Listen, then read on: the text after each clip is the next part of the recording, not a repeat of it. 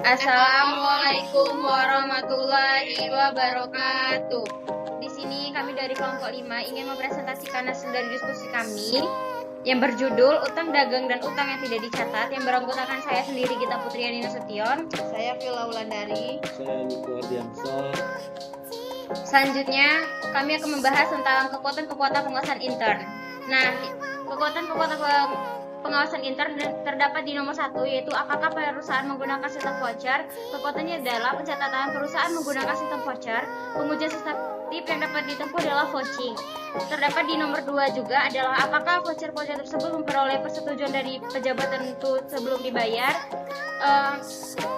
Otorisasinya adanya voucher-voucher yang harus mendapat persetujuan dari pejabat tertentu sebelum dibayar. Dan pengujian substantifnya adalah observasi dan wawancara. Kekuatan-kekuatannya terdapat juga di nomor 5, yaitu apakah perusahaan menyelenggarakan rekening pembantu utang dagang. Ya, yaitu pencatatan perusahaan menyelenggarakan rekening pembantu utang dagang. Dan pengujian substantifnya adalah yang pertama adalah vouching, yang kedua adalah pengecekan langsung. Selanjutnya ada di nomor 6, yaitu apakah rekening pembantu utang dagang selalu direkonsiliasi secara bulanan dengan saldo rekening kontrolnya, yaitu adalah perbandingan adanya rekonsiliasi secara bulanan antara rekening pembantu utang dagang dengan saldo rekening kontrolnya. Nah, pengujian substantifnya adalah pengecekan langsung dan pengecekan dokumen. Selanjutnya ada di nomor 8, yaitu apakah penyesuaian utang dagang memerlukan persetujuan dari pejabat tertentu, yaitu adalah otorisasinya adanya penyesuaian utang dagang yang memerlukan persetujuan dari pejabat tertentu. Nah, pengujian substantifnya adalah observasi dan wawancara. Selanjutnya adalah di nomor 12, yaitu apakah terhadap bukti-bukti pendukung dilakukan telaah ulang dengan mengecek penandatanganan sebelum dibayar, yaitu perbandingannya menelaah ulang terhadap bukti-bukti pendukung dengan mengecek penandatanganan sebelum dibayar. Nah, pengujian substantifnya yaitu 1 wawancara, 2 pengecekan langsung, dan 3 pengecekan dokumen. Selanjutnya terdapat di nomor 13, yaitu apakah pembatalan bukti pendukung dilakukan dengan cara mengecek penandatanganan sebelum dibayar. Kekuatannya adalah pencatatan pembatalan bukti pendukung dengan pengecekan pendatangan sebelum dibayar, yaitu pengujian substantifnya yaitu yang pertama observasi, yang kedua adalah wawancara, yang ketiga adalah pengecekan dokumen. Pemisahan fungsi.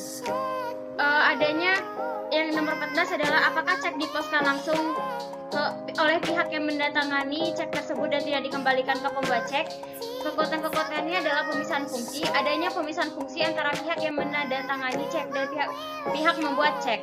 Pengujian substantifnya yaitu adalah 1 observasi, yang kedua wawancara.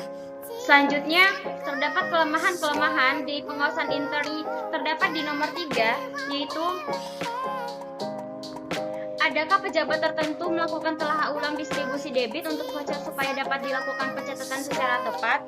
Yaitu tidak, karena tidak adanya otorisasi dari pejabat tertentu atas distribusi debit untuk voucher di mana tidak dilakukannya telaah ulang sehingga pencatatan tidak dilakukan secara tepat. Nah, kesalahan yang dapat terjadi itu yang pertama adalah pembelian di debit dalam rekening yang salah, yang kedua adalah pembelian dan utang dicatat dalam periode akuntansi yang salah, yang ketiga adalah utang yang dicatat adalah utang pada perusahaan fiktif. Nah, pengujian substantif yang dapat ditempuhnya adalah konfirmasi dan wawancara. Tidak adanya pencatatan atas pembelian barang dan jasa dalam voucher register sebelum dilakukan pembayaran.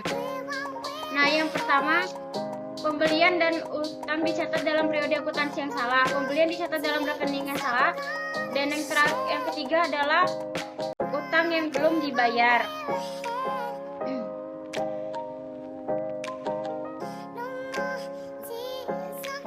Selanjutnya terdapat dalam nomor 7, yaitu kelemahan-kelemahannya adalah apakah pernyataan bulanan dari pemasok direkonsiliasi dengan saldo rekening pembantu utang. Jawabannya adalah tidak, kadang-kadang karena kurangnya perbandingan di mana rekonsiliasi terhadap pernyataan bulanan dari para pemasok dengan saldo rekening pembantu utang dagang perusahaan tidak dilakukan secara rutin.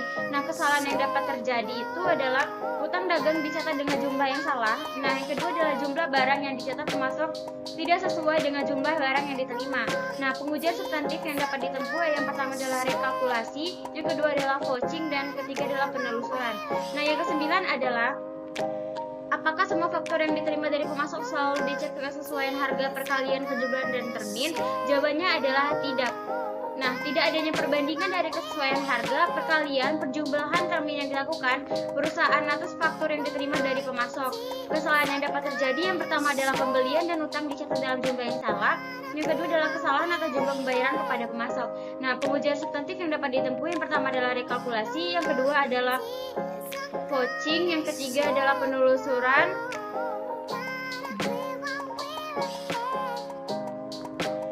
Kelemahan-kelemahan tersebut terdapat juga di nomor 10, yaitu apakah perusahaan yakin bahwa klaim terhadap barang-barang yang rusak segera diproses. Nah, kelemahannya itu tidak adanya otorisasi atas pengklaiman barang yang rusak, di mana perusahaan tidak yakin bahwa klaim terhadap barang yang rusak tersebut segera diproses. Nah, kesalahan yang dapat terjadi yang pertama adalah barang-barang yang diklaim benar-benar diproses sehingga utang dan persediaan dicatat dalam jumlah yang salah. Pengujian substantif yang dapat ditempuh yang pertama adalah konfirmasi, yang kedua adalah wawancara. Selanjutnya adalah nomor 11, apakah terhadap faktur yang tidak sesuai laporan penerimaan barang dan pesanan pembelian dilakukan telah secara periodik. Nah, jawabannya adalah tidak, karena yang pertama adalah tidak adanya perbandingan secara periodik atas faktur yang tidak sesuai laporan penerimaan barang dan pesanan pembelian. Kesalahan yang dapat terjadi, pembelian dan utang dicatat dalam jumlah yang salah, barang yang tidak diterima sesuai dengan barang yang dipesan. Yang kecil adalah ada barang yang sudah diterima namun tidak dicatat. Nah, pengujian substantif yang dapat ditempuh yang pertama adalah konfirmasi, yang kedua adalah vouching, yang ketiga adalah penelusuran, yang keempat adalah rekalkulasi.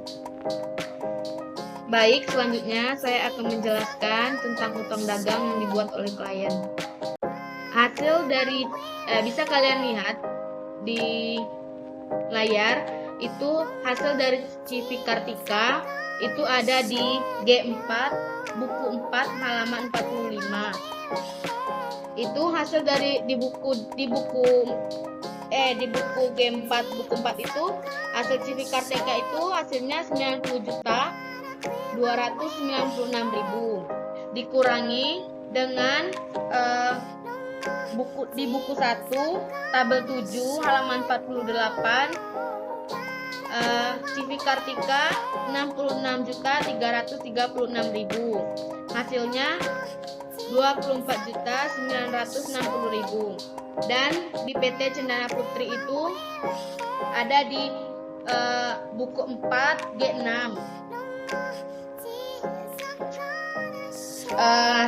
Hasil dari di buku G4 itu, hasil dari buku G6 itu 364.800 dikurangi dengan buku 1 tabel 7 halaman 48 19.200 yang nama PT Cendana Putri, hasilnya 345.600.000. Dan jumlah utang dagang per 1 bulan 12 2005 itu hasilnya 397.660.000. Selanjutnya, penyelidikan terhadap utang yang tidak dicatat. Jumlah CV Kartika itu 66.336.000 itu ada di buku 1 tabel 7 halaman 48, sudah tertera bahwa jumlahnya 66.336.000. Sama dengan PT Cendana Putri itu jumlahnya 19.200.000, hasilnya ada di buku 1 tabel 7 halaman 48 yang namanya PT Cendana Putri, jumlahnya juga 19.200. Jurnal penyesuaiannya, persediaan barang dagangan pada utang dagang PT Cendana Putri itu 19.200.000 dan persediaan barang dagangan pada utang dagang CV Kartika 66.336.000. Selanjutnya G8, PT Bina Citra Pesona, penyelidikan terhadap utang yang tidak dicatat. Saya telah memeriksa semua voucher dan dokumen pendukung untuk periode 1 Januari 2006 sampai dengan 10 Januari 2006. Selain yang terdapat pada kertas kerja G2, tidak ada voucher yang menunjukkan adanya pembayaran untuk transaksi sampai dengan tanggal 31 bulan 12 2005. Selanjutnya, klien tidak mencatat adanya utang gaji atas gaji pada bulan Desember 2005 dan upah mingguan terakhir bulan Desember 2005 Usulan jurnal penyesuaian untuk mencatat utang tersebut JP6 telah dibuat pada kertas kerja H2. Transaksi-transaksi yang berhubungan dengan bunga dan free konsultan telah saya periksa dan tidak ada utang yang belum dicatat. Dari konfirmasi kepada penasihat hukum klien G6 diperoleh informasi bahwa tidak ada sengketa hukum yang tertunda. Selanjutnya, saya telah menerima surat pernyataan dari klien. Telah dinyatakan dalam surat tersebut bahwa semua utang telah dicatat dan semua utang bersyarat telah diungkapkan kepada kantor akuntan kami. Surat pernyataan tersebut telah kami masukkan sebagai kertas kerja dengan indeks G8. Jawaban konfirmasi bank di A2 dan A4 telah saya terima dari kedua bank. Semua utang yang tercantum dalam konfirmasi tersebut telah diungkapkan oleh klien. Kutipan rapat Dewan Komisaris sudah dimasukkan dalam arsip permanen. Hasil rapat tersebut tidak ada yang berhubungan dengan utang yang dicatat. Selanjutnya, usulan jurnal penyesuaian PT Bina Citra Pesona. Persediaan barang dagang pada utang dagang CP Sedana Putri sebesar 19.200.000. Persediaan barang dagang pada utang dagang CP Kartika sebesar 66.336.000.